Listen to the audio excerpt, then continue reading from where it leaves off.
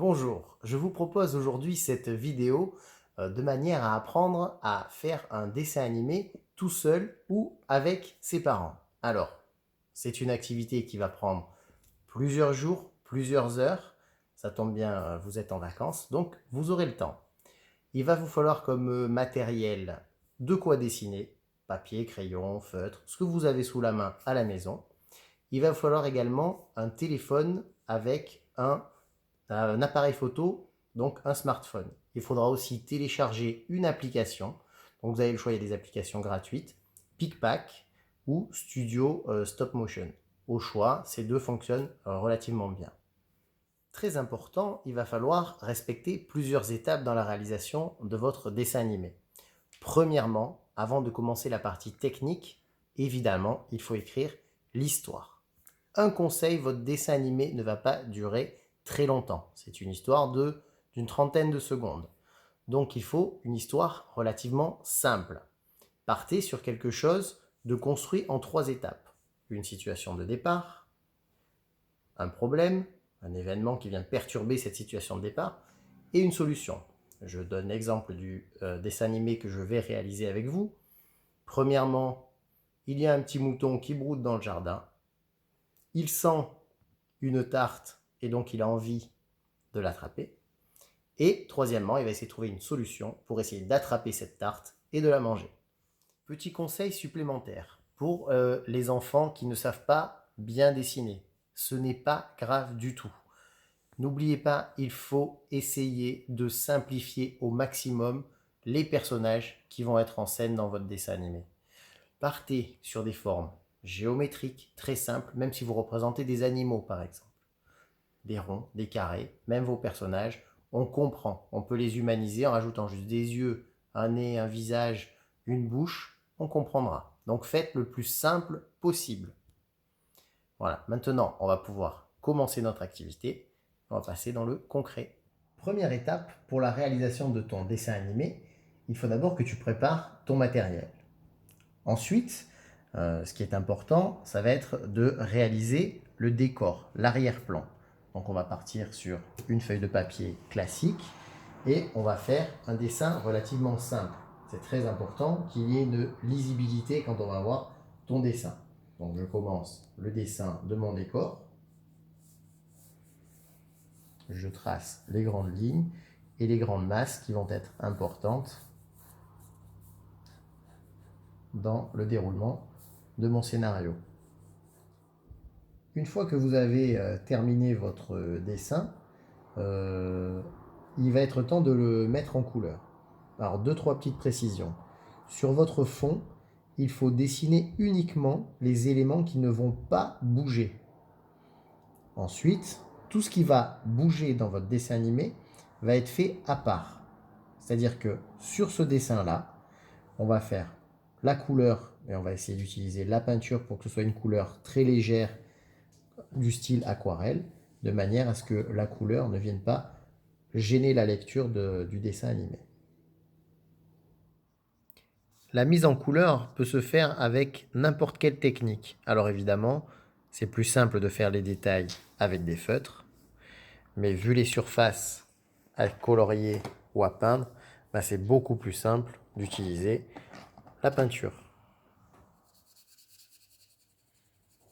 C'est donc l'étape de la mise en couleur et des zones beaucoup plus larges donc à faire à la peinture.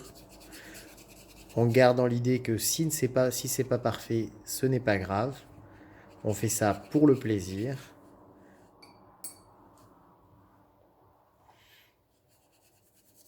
On essaie toujours de garder des couleurs relativement pastel, bien délayées avec de l'eau, de manière à ce que les couleurs ne soient pas trop vives. Et on utilise les couleurs qui nous plaisent. On n'a pas d'obligation. La première étape est donc terminée. On a réussi à bien peindre notre décor.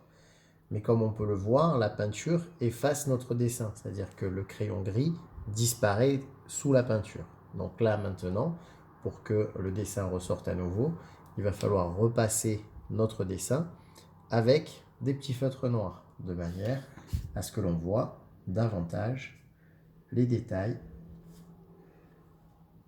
du dessin.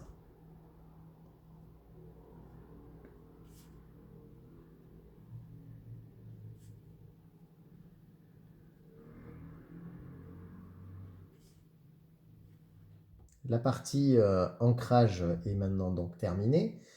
Il faut savoir que chaque étape prend du temps. Il ne faut pas se décourager. Et c'est évident que cet atelier de l'écriture de l'histoire à la réalisation finale doit se dérouler sur plusieurs jours, évidemment, pour ne pas se décourager. Donc on décortique vraiment étape par étape et on prend chaque moment pour réaliser une partie du projet final. L'étape numéro 2 est un petit peu plus complexe, c'est-à-dire qu'il va falloir que vous dessiniez de manière séparée tous les éléments qui vont être en action, qui vont être en mouvement, c'est-à-dire les personnages, avec les têtes, les yeux, les bouches, les corps, les différentes onomatopées si vous voulez en mettre, les éléments de l'histoire, là ici nous avons une tarte et une tarte écrasée, des nuages dans le ciel, un tabouret. Donc tous les éléments qui sont amenés à bouger dans votre histoire, vous allez devoir les dessiner de manière autonome, c'est-à-dire qu'ils ne sont pas raccrochés au décor que l'on a fait préalablement. L'étape numéro 3 va être le découpage. Donc il va falloir découper de manière assez précise tous les éléments que l'on a dessinés sur l'étape numéro 2. Une fois que les éléments sont découpés, eh bien, il va falloir jouer justement avec tout ça. Que ce soit les corps, les mouvements des bras, les expressions des yeux. Le fait que tout soit mobile et rien ne soit attaché, ça va permettre justement de créer le mouvement et les expressions de nos personnages. D'accord? Donc ça va être très simple. Vous voyez, si je décortique notre mouton, rien n'est attaché, tout est séparé. Voilà.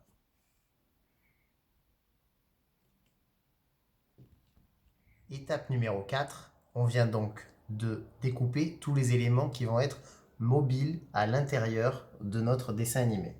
Donc là, on a tous les éléments que l'on va se servir dans quelques minutes. Deuxièmement, on a fixé le décor sur la table pour ne pas qu'il bouge parce qu'il va être en place un certain temps, tout le temps du montage de dessin animé. Il est conseillé fortement de le scotcher.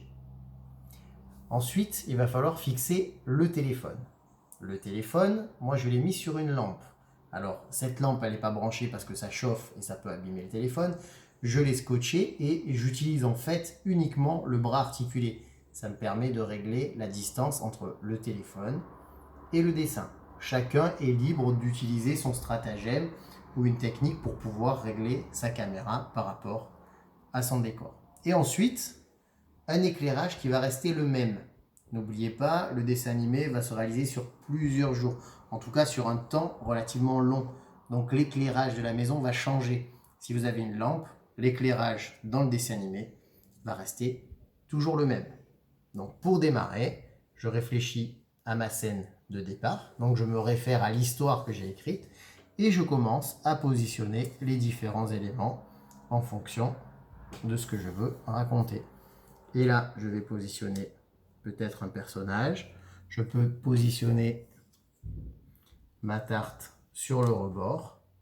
Et une fois que j'ai positionné ce que je veux, j'appuie directement sur mon téléphone pour prendre la première image. Une fois que j'ai fait la première image, je bouge légèrement mon personnage et j'appuie une deuxième photo. Et je décompose comme ça tout le mouvement. C'est-à-dire que si j'ai mon bras qui bouge, je prends une photo à chaque fois que je déplace légèrement mon bras. Et c'est comme ça que je vais décomposer le mouvement. Et ça va donner l'illusion du mouvement sur le dessin animé. Je fais un petit exemple pour la décomposition d'un mouvement. Donc je prends un objet simple, le nuage. Admettons là, je prends une photo. Je le déplace légèrement. Je prends une seconde photo.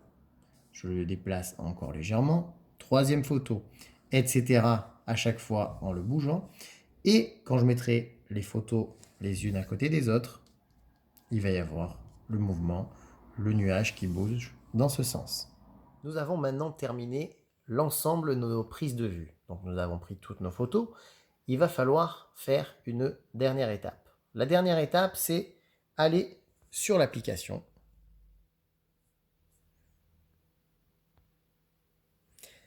Et on va pouvoir travailler à nouveau toutes nos photos.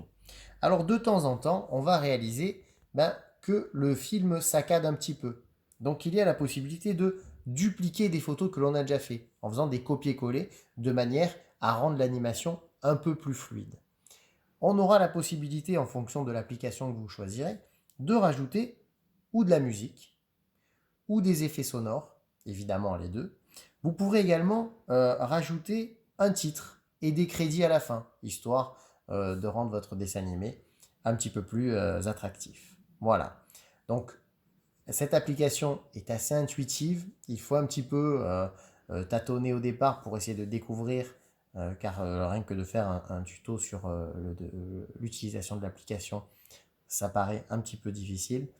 Maintenant, on va voir le résultat de ce que l'on a fait ensemble.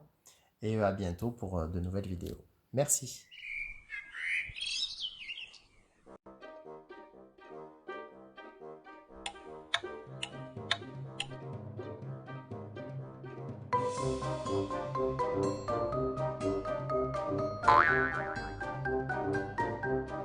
Yum!